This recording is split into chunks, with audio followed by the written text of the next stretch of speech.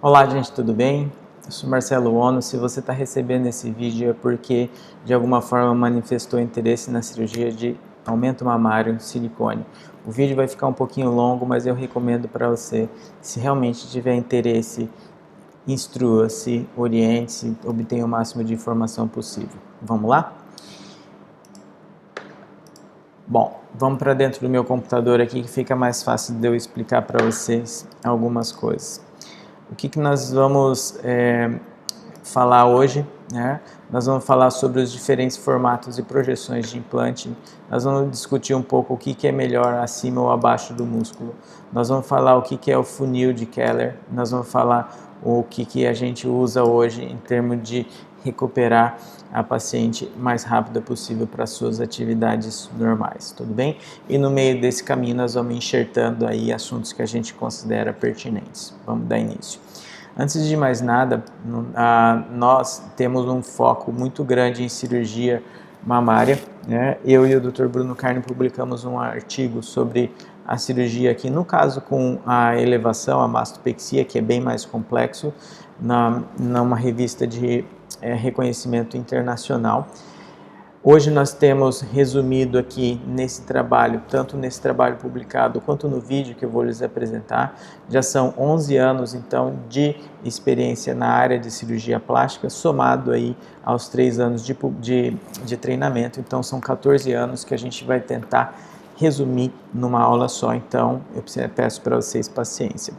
Com esse trabalho, né, nós acabamos sendo convidados a participar de vários eventos dentro e fora do país, falando sobre a nossa experiência sobre cirurgia mamária, assim como também muitos eventos ao vivo, onde a gente demonstra e compartilha a nossa experiência com vários outros cirurgiões. Tá? Isso tudo fez com que eu crescesse muito nessa área, no sentido não de expor o meu conhecimento, mas na verdade um efeito colateral, que é ganhar mais conhecimento, porque o nível de participantes que a gente acaba conhecendo simplesmente são os melhores que a gente considera no mundo aí na atualidade. Isso me fez crescer bastante como cirurgião, principalmente focado aí na cirurgia de mama. Vamos falar então vamos dar início à nossa apresentação falando sobre os formatos de prótese, principalmente as próteses redondas, tá? Nós não vamos falar sobre a formato de gota ou formato anatômica, que é uma mama que fica mais ou menos com esse formato, porque é um capítulo à parte, tá? Essa nós não vamos abordar hoje, nós vamos deixar isso para um próximo vídeo, até porque hoje a gente acaba utilizando muito pouco esse tipo de implante no nosso dia a dia. Vamos falar sobre perfil, que seria projeção. Perfil é a projeção da prótese, tá? Então é a distância da base até o cume, né? Então o perfil baixo, que na prática nossa usa-se muito pouco. A brasileira acaba usando muito pouco da prótese de perfil moderado. Que a gente, da prótese de perfil baixo. O perfil moderado nós usamos, é uma base a prótese que tem uma base mais larga, tá? Então esse aqui seria a base e a projeção é a distância para frente. Então nós vamos usar bem esses dois termos, base e projeção, para discutir. Perfil alto, eu acredito que a maioria dos cirurgiões, eu me incluo aqui, acaba utilizando a prótese de perfil alto para várias pacientes, que é onde tem mais ou menos um equilíbrio entre a base e a projeção, e acaba marcando um pouco mais. O perfil extra, alto ou super alto, todo mundo, quando a gente mostra essa prótese, elas pegam na mão e falam, doutor, eu quero essa aqui. Nem sempre fica bom para todo mundo, nós vamos entrar nesse mérito da questão nos próximos slides, tá? É uma prótese que tem uma projeção bem alta e uma base bem estreita, ok? Vamos então dar início à nossa avaliação.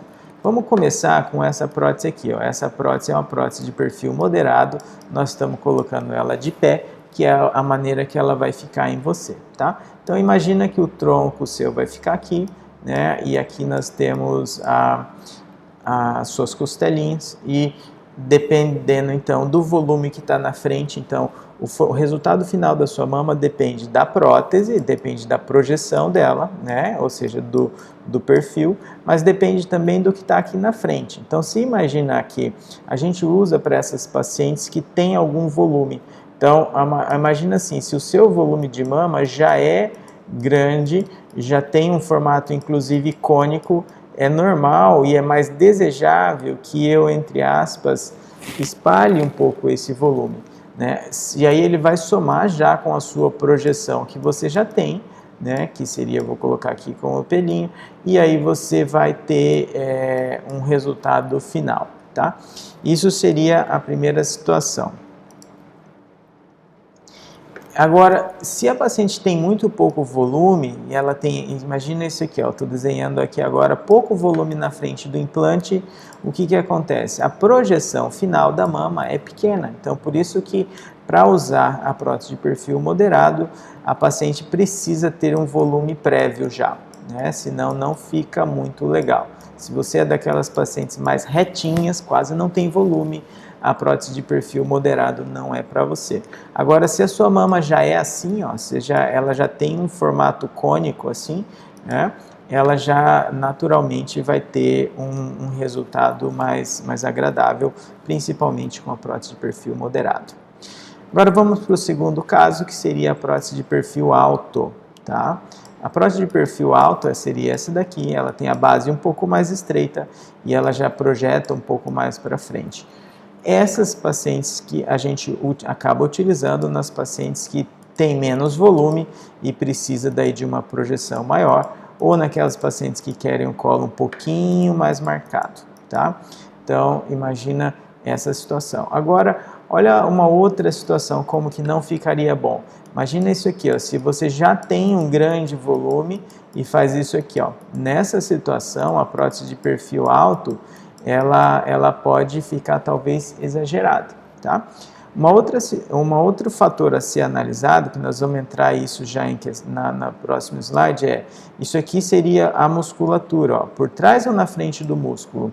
Quando você tem uma prótese que está atrás da musculatura, é natural ter um colo que começa já mais alto, ele fica um pouco mais natural.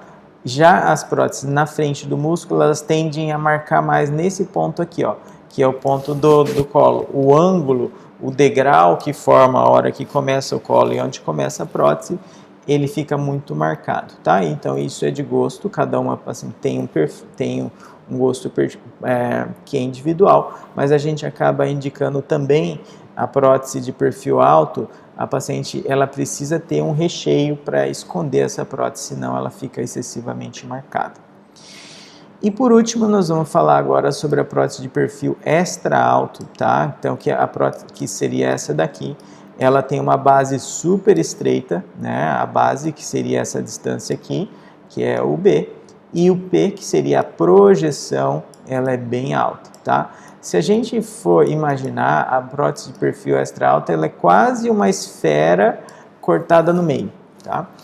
Muita gente acha que isso aqui é uma boa opção. Ela tem, falar, eu queria usar a prótese de perfil extra alto. Nem sempre é uma boa opção. Por quê? Primeiro que essa prótese aqui, imagina, ela é mais fácil de girar, porque como ela tem a base mais estreita, ela sofre mais a ação da gravidade, então ela é mais fácil de girar. E às vezes não gira no começo, mas a paciente envelhece, ela adquire uma certa flacidez ao longo dos anos e ela gira, tá? Agora imagina, qual é o motivo que as pessoas querem isso aqui? Por causa da projeção. Então imagina o volume que faz para frente, né? Aquela paciente que quer um colo mais marcado, quer um destaque, ela acaba usando isso daqui. Mas, veja, o colo destaca, outra coisa, mas vai destacar também as assimetrias. Ninguém é 100% simétrico. Então, eu sempre falo para a paciente que ela precisa ter um colo prévio já muito simétrico, porque a prótese vai realçar tudo. Vai realçar o colo, mas vai realçar também as diferenças, tá? Então, a gente tem essa questão de realçar as diferenças, e nós temos a questão dela girar mais fácil, tá? E também a última coisa, como ela exerce uma pressão maior sobre a pele aqui na frente, tá? Ela tende a ser uma prótese que causa maior afinamento da pele pela própria pressão. Imagino também, tá? Isso não tem estudo provando, mas é fácil imaginar que isso é capaz de acontecer. Uma questão que é a própria estria, né? Principalmente em pacientes muito jovens, como pressiona muito a pele, ela teria uma chance, em teoria, um pouco maior de causar estria, tudo bem? Agora também esses formatos de prótese, elas precisam ser analisadas de acordo com o formato do tórax de cada um. Se você tem o tórax que a gente chama retangular, ou seja, e as suas mamas, a projeção delas é para frente, né? É aquela mama que às vezes é pequena, mas ela é assim, ó, certinha, orientadinha para frente. Não tem essa orientação lateral. Então, em teoria, nesses casos, a gente pode escolher um implante com uma projeção maior, e mesmo que a base seja mais estreita, ok? Porque e o centro do implante, imagina que a prótese está assim,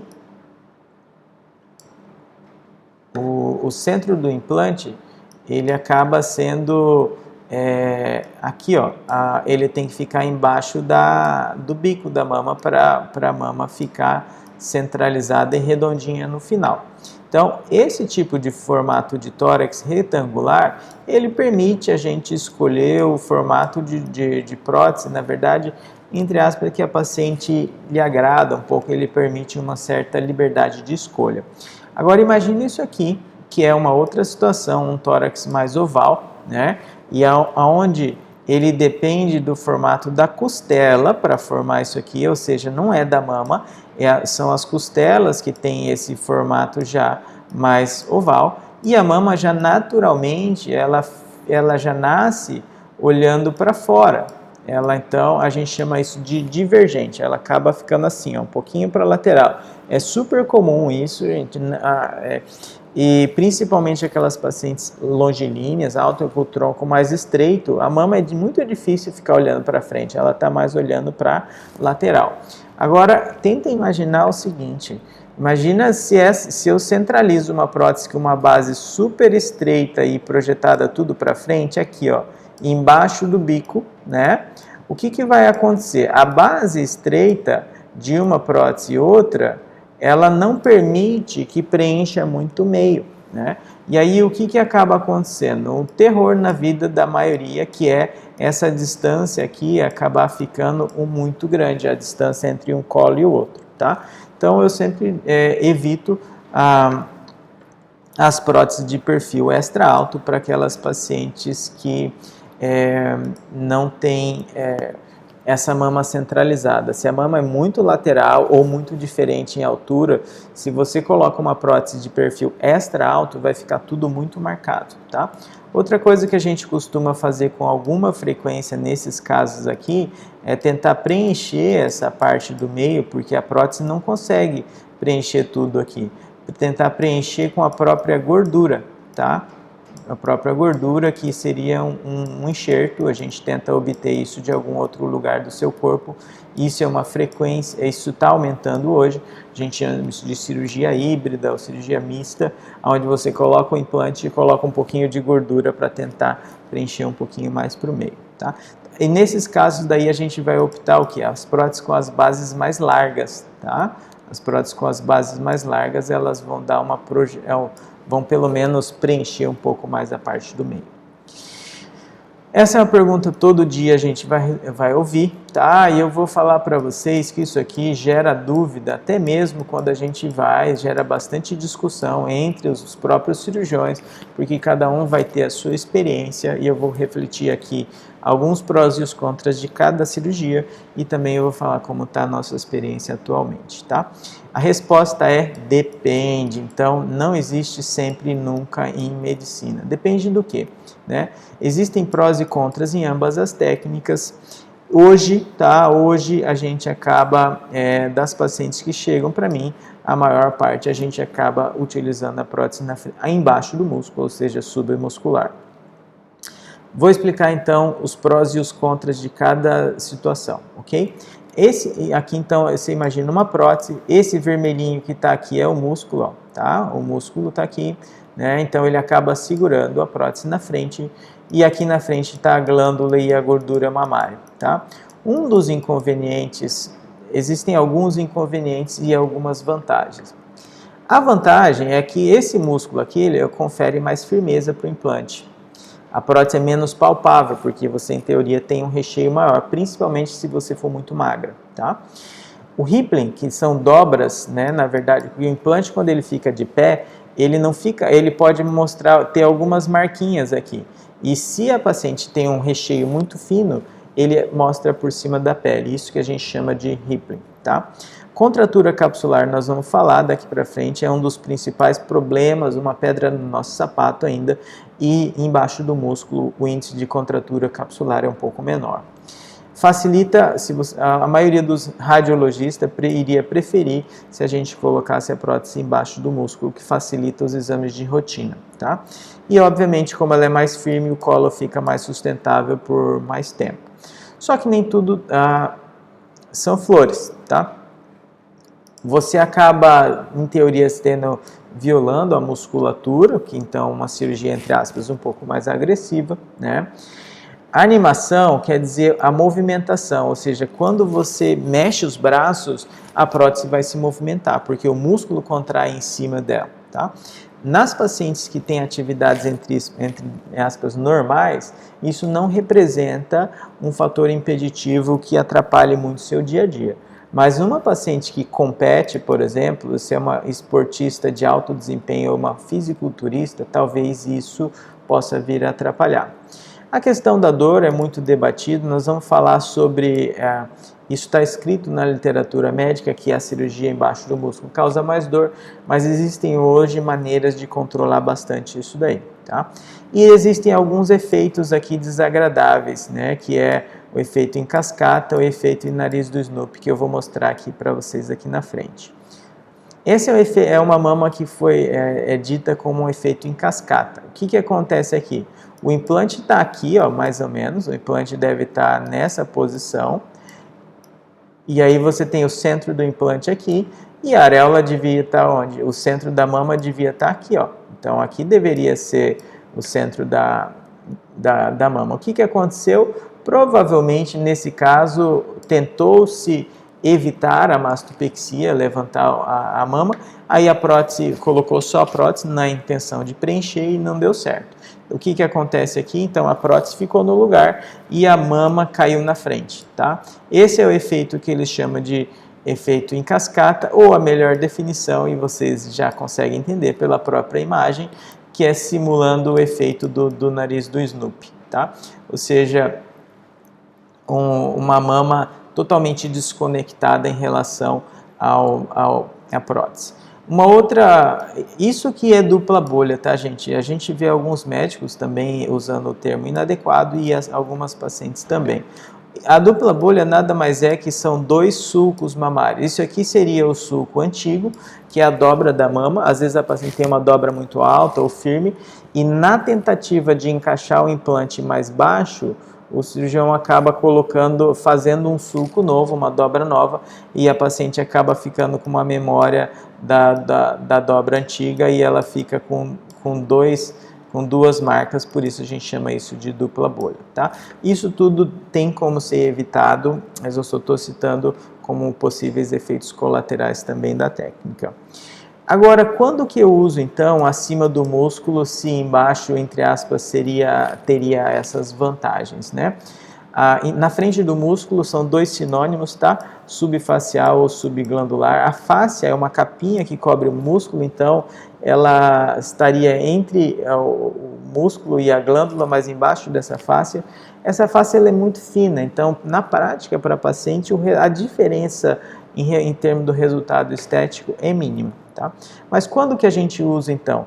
Principalmente se as pacientes têm a pele muito firme, se as mamas delas são muito densa e dura, ou se tem algum certo volume. Imagina se eu coloco uma prótese de mama aqui em cima e a mama fica pesada aqui na frente, densa, ela pode vir a cair e fazer o que vocês viram ali no slide anterior, que é o efeito em cascata. Em geral, então, são pacientes que têm a mama firminha, pele firme, mama dura, e elas, em geral, não tiveram filhos ainda e não têm estrias, ou seja, o número de pacientes que preenche isso daqui é um número baixo, não é um número alto, tá? Então, hoje a gente usa em poucas pacientes e a gente usa, nesse caso, pensando em poupar esse músculo para uma cirurgia futura, que deixar para quando realmente a paciente envelhecer. Mas, como eu te falei, são poucas pacientes que preenchem esse critério. Vamos falar um pouco sobre os riscos e principalmente sobre como evitar. Nós vamos falar sobre contratura capsular, estrias. Estrias aqui, ela está relacionada com o tamanho e com a idade, tá? Se você vai colocar prótese e você tem menos de 25 anos e você não teve filhos ainda, né? Você não teve filhos, fique atenta que é um risco para você, principalmente se a pele é bem firminha, então não exagere muito no volume, tá? Rejeições, infecções e seroma, isso aqui é muito importante. O próximo slide vai ser sobre contratura, então eu vou falar um pouquinho sobre cada um. Hoje a gente tem um índice muito baixo, na verdade eu nunca tive infecção em implante simples, que é só aumento mamário. Seroma é um acúmulo de líquido ao redor do implante, não deixa de ser uma forma de que o seu corpo não aceitou muito bem isso daí. São muito raros, raríssimos, né? Raros são os casos que podem acontecer isso daqui, não é comum, tá? Existem aí vários trabalhos na literatura médica mostrando que se você tem uma predisposição genética familiar a desenvolver alguma doença autoimune como lúpus, artrite reumatoide, síndrome de Sjögren, que são doenças de certa forma um pouco raras, né? A prótese ela pode atuar como um gatilho, ou seja, talvez precipitar em alguns anos o aparecimento disso daí em você, tá? Isso você precisa saber. E hoje, se a paciente já tem o diagnóstico firmado de lúpus, principalmente, ela é considerada uma contraindicação relativa para fazer essa cirurgia. Hoje eu, pelo menos, não tenho realizado em paciente com esse diagnóstico. Agora vocês vão ouvir falar muito sobre esse termo, que é o ALCL, que é um tipo muito raro de um linfoma que acontece na prótese mamária, tá? Ela está relacionada um pouco com a prótese texturizada, ou seja, que é com a ranhura da prótese. Nós vamos falar um pouquinho sobre isso mais para frente, tá? Agora, isso aqui é raro, mas isso aqui deve ganhar mais espaço na literatura e também na mídia, tá?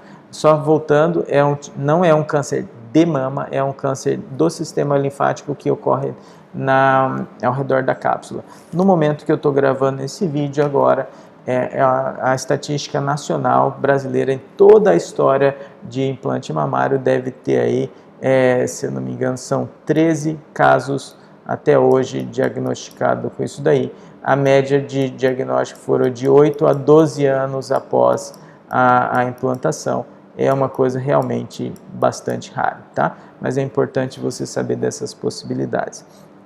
Agora, isso aqui sim vale a pena a gente conversar. O que é contratura capsular? Ela ocorre em 2 a 4% das pacientes num período ao longo dos anos, tá? Isso aqui é variável, essa estatística. Essa é uma estatística nossa. Ela ocorre, a teoria, tá? Mais aceita é que, então é uma teoria, não é comprovado, é que ao redor da prótese, alguns germes se acumulem ali, né, bactérias, e formam o que a gente chama de biofilme.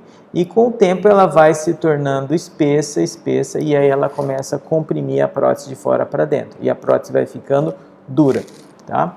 Então, essa cápsula grossa, ela vai ficando dura, e a ideia, então, se a formação do biofilme é a causa, pelo menos é a teoria mais aceita hoje, a gente tem que fazer de tudo para evitar que algum germe chegue ao implante, seja durante a cirurgia ou seja no pós, tá? Então, vamos falar um pouco então como evita esses problemas, e isso aqui na literatura médica é bastante famoso, o que a gente chama de, são 14 pontos no total que você tem que tomar como medida de segurança para evitar a contaminação. Um dos mais recentes e o que a gente tem gostado muito é isso aqui, ó. O funil de Keller, ele é um funil mesmo, um funil descartável. A prótese, ela vem aqui, o cirurgião não toca a prótese e ele joga a prótese lá dentro desse funil, tá? E sem tocar na prótese, uma vez faz o espaço para colocar a prótese e de acordo com o tamanho da prótese ele vai cortar aqui, né? E simplesmente a gente vai fazer o que? Vai dar uma coxada nesse funil e a prótese vai deslizar lá para dentro. E a gente tem uma espátulazinha que você acaba, a prótese entra meio dobrada e você vai alinhar ela lá dentro, tá?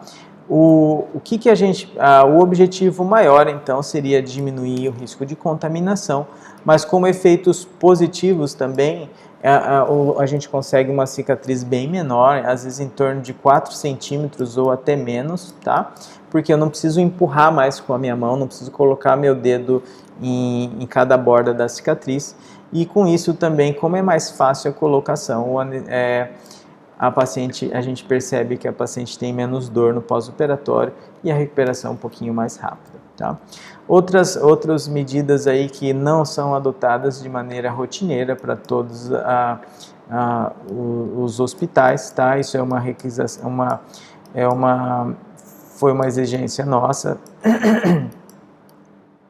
Todo o material, campo cirúrgico, é isso aqui, ó, esses campos que a gente cobre vocês durante a cirurgia e fica exposto só a área que vai operar. Então, eles são todos descartáveis e o avental também é descartável, tá? Durante toda a evolução aí da medicina, das cirurgias, até não é proibido, tá, usar campos que são laváveis e esterilizáveis, mas a gente acredita que acrescenta um fator de risco a mais em relação à colonização. Existem alguns trabalhos nesse sentido.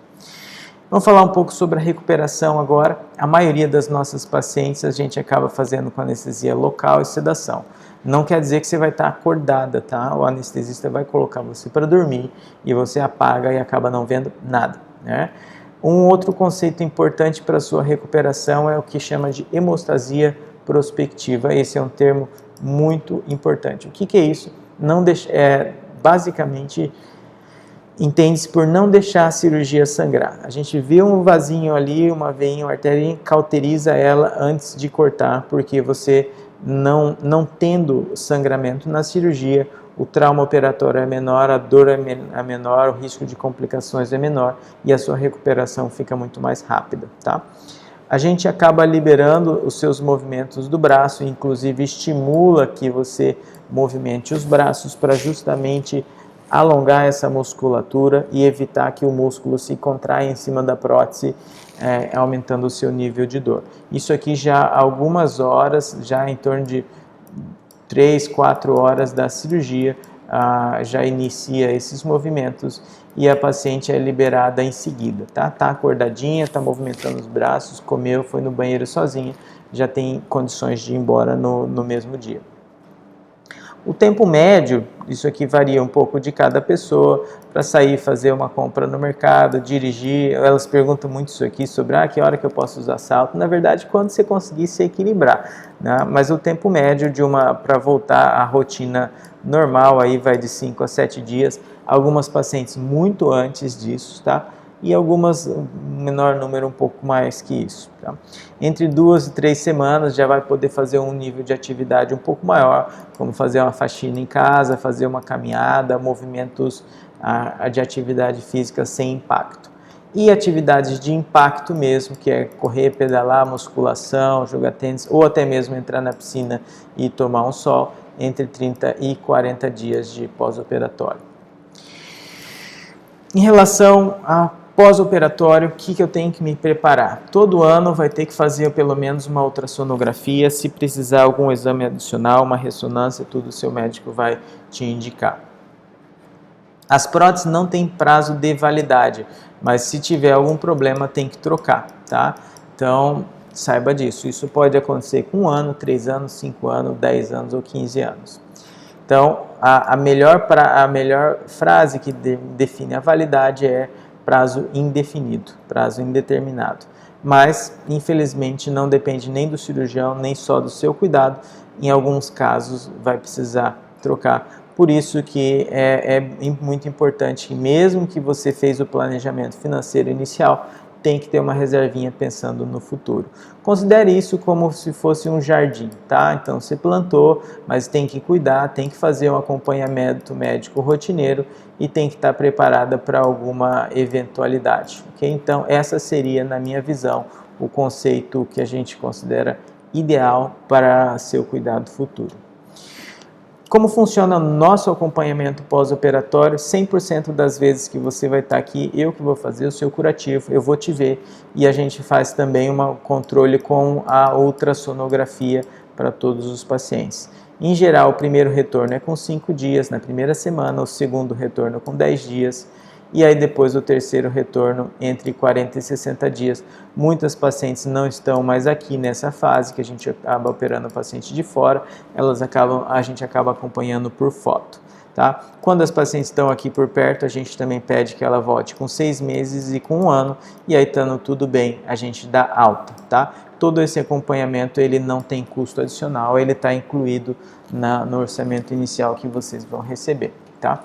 Quando as pacientes apresentam estrias, são poucas pacientes, principalmente aquelas que eu falei para vocês, menos de 25 anos, sem filhos, tá? Elas podem eventualmente apresentar estria e nesse caso a gente tem aqui na clínica, o laser de CO2 e ele acaba sendo oferecido sem custo para as pacientes.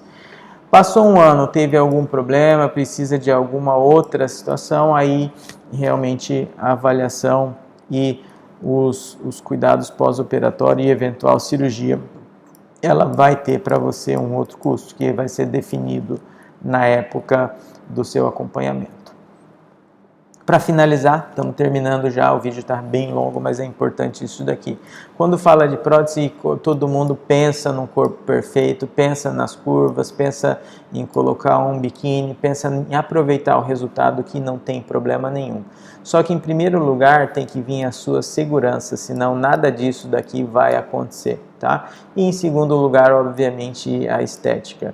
E a gente sempre bate na mesma tecla que a saúde e a beleza andam juntos e a hora da cirurgia é um momento muito interessante para você corrigir hábitos ruins da sua vida, seja de alimentação ou atividade física, porque senão de nada adianta ter uma mama bonita se o resto do corpo não está acompanhando na mesma proporção. Tá? As pacientes que querem um resultado duradouro, elas precisam saber que o planejamento adequado é uma parte mais importante. A escolha, ela não é tanto no que o seu corpo quer, né, o que você quer, nem sempre é o que você quer, mas a maioria das vezes é o que o seu corpo permite e a gente tem que tentar achar um equilíbrio entre essas duas situações, tá? Não tem como um cirurgião fazer uma cirurgia boa usando material ruim. Então, desde fio, prótese, funil, enfim, o próprio material cirúrgico que a gente investe é tudo de alta qualidade e a maioria descartável, né? E o cirurgião ele precisa estar em constante esforço para não estar desatualizado, oferecer para o paciente o que há de mais avançado aí na literatura médica. A escolha do cirurgião, ele tem que se basear em você ter uma afinidade, encarar o cirurgião como sendo capaz de fazer aquilo ali, então não só pelo aspecto financeiro.